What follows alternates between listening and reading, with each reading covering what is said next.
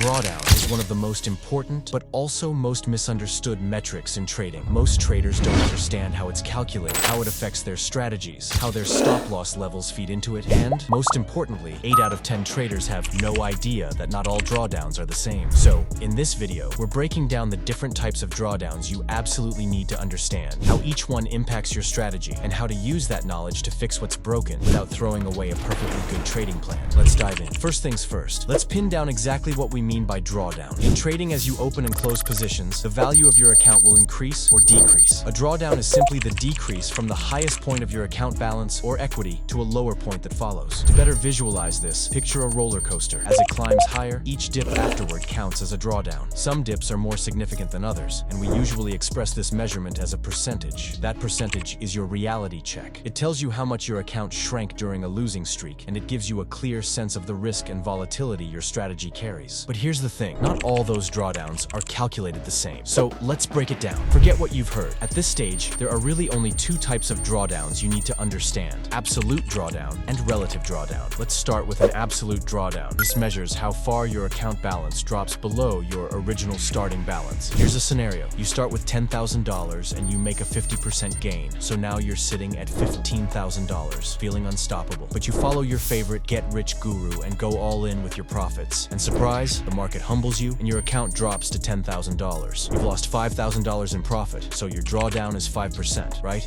Wrong. Your absolute drawdown is 0. This is because you never went below your original starting balance. Going back to our roller coaster example, absolute drawdown doesn't care about how high you went on the ride. It only cares about the distance between the trough and where you started. As you can imagine, this type of drawdown has its pitfalls, since it only measures losses below your original deposit. That means it can make a trading strategy's performance look safer than it really is. Relative drawdown, on the other hand, is an industry favorite for evaluating strategies. It measures the percentage drop from your highest equity peak to the lowest point that follows. The key is that it's dynamic. As your gains grow, so does the scale it measures from, keeping risk proportional to your account's growth. For example, if your account grows from $10,000 to $15,000, but then for some reason drops to $13,000, your relative drawdown is based on the $15,000 peak, not your starting balance, making the drawdown 13%. This makes it a true reflection of how much of your recent gains you've given back to the market. So why is that important? Imagine you're looking at a strategy's equity curve. You could choose to invest in that strategy at any point along that curve,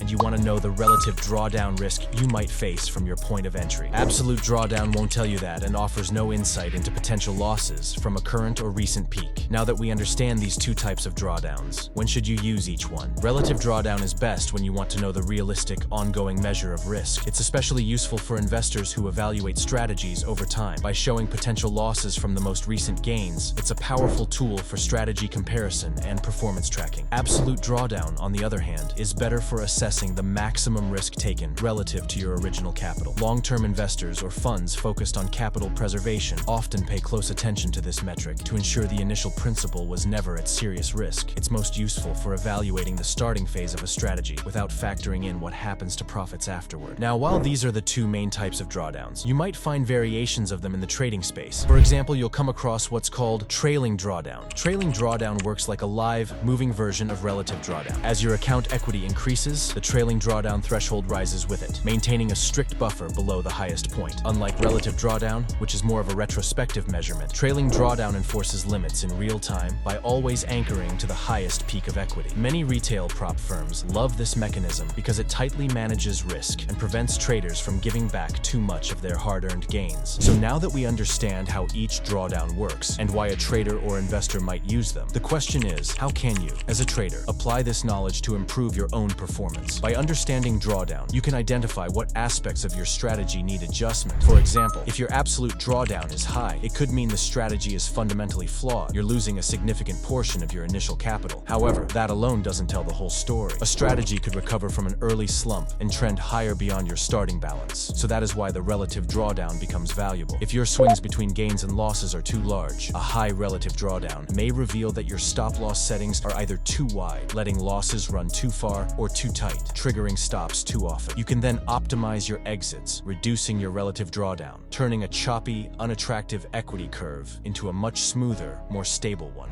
Drawdown analysis also feeds into other important performance metrics, one of the most useful being maximum adverse excursion, or MAE.